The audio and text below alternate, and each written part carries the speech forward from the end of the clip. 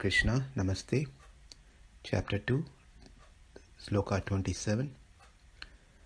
Jātasya hi dhruvo mṛtyuḥ, dhruvam janma mṛtasya cha, tasmād aparihārye rthe, tvam śocitum arhasi.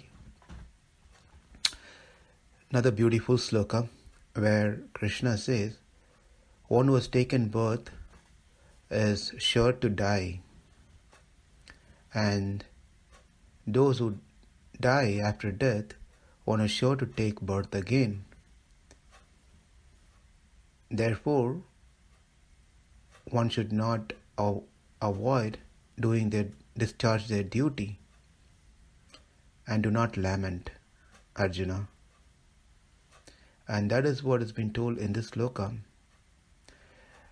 And what we have seen is Krishna says to Arjuna, if he thinks there is no Atma and just body alone exists, Krishna is trying to tell Arjuna that his previous arguments were invalid. That is, he said, if I kill these people, I will go to hell, number one. And if I kill these people, the family tradition, whatever need to be followed for the ancestors, will be stopped, and they won't get the benefit out of it. So these are the two arguments besides other. So Krishna says you're contradicting your own statement. If Atma is not different from body, then how can one go to hell or heaven? And if Atma is not different from body, that means those people who have been killed, they have to go to respective place, whether hell or heaven, and whatever your family tradition is being followed, that's going to be offered to them. So it's quite contradicting of what you're trying to say. So for you to understand that, in fact, the truth is that anyone who's born is guaranteed they're going to die. One thing is guaranteed in this world for sure is everyone is going to die.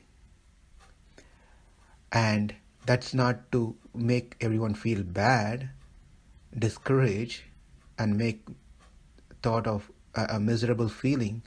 Rather, encouragement is those who die, which is everyone, they're going to take birth again. So hearing this, Arjuna became quite joyful. Oh, well, so if I kill Bhishma, he is going to be taking birth again as Bhishma. Likewise Drona, likewise others. So that's a nice program.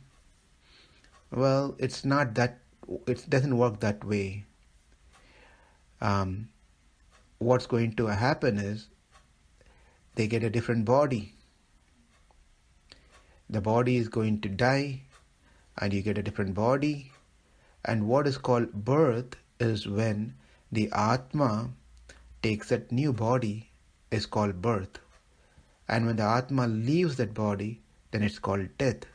So that constantly happens.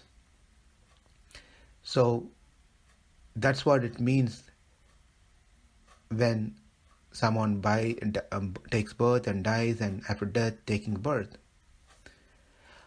So there's objection is, well,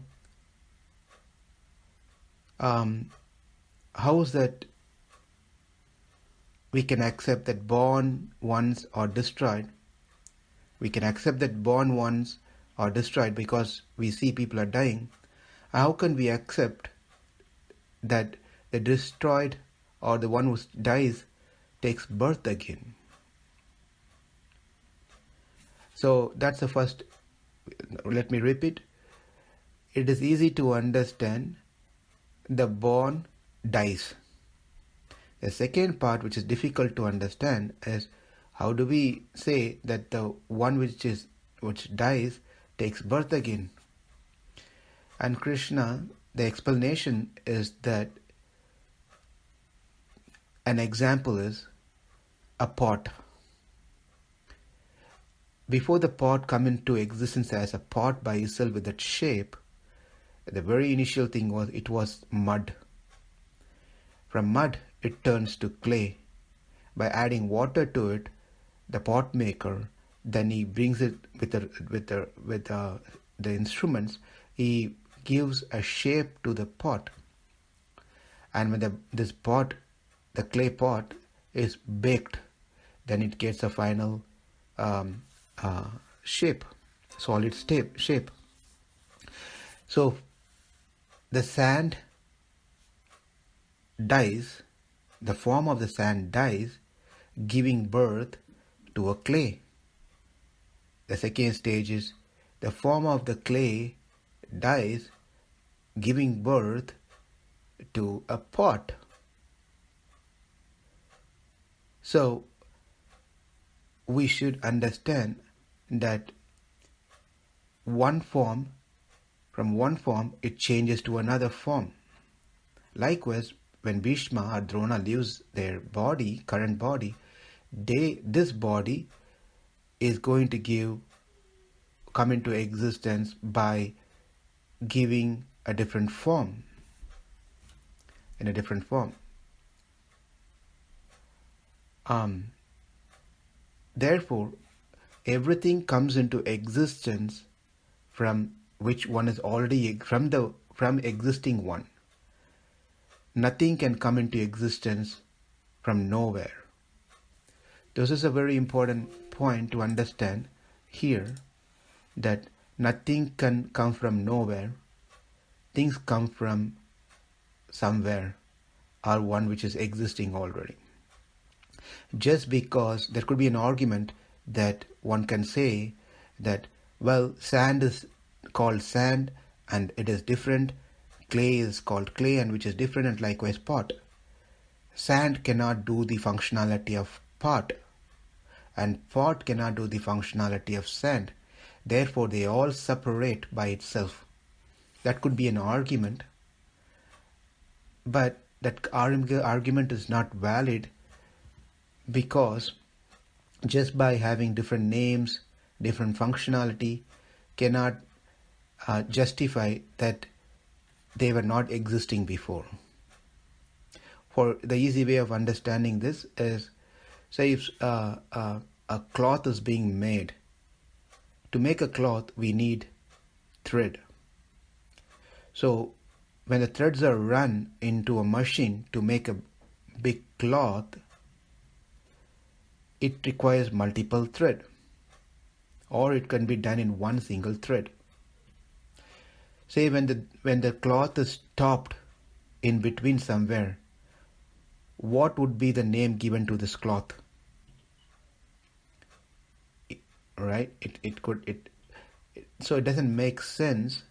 Or even if you after the cloth is ready, if you remove a couple of threads out of the cloth, what is going to be the name of that particular cloth? Because initially it was thread, then the thread combined together became a cloth, a sheet, and then when you call it as a bed sheet, and then when you remove few threads out of that bed sheet, does it change?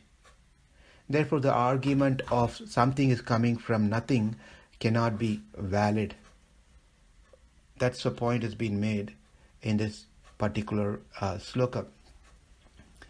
Therefore, one should simply understand that the body leaves, giving birth to a next one. Likewise, that body gives birth to a next one by leaving another one. And this is what is called as birth and death. jātasya hi dhruvo mṛtyuḥ dhruvam janma mṛtasya ca tasmād aparihārye rthe tvam śocitum arhasi. Thank you. Hare Krishna.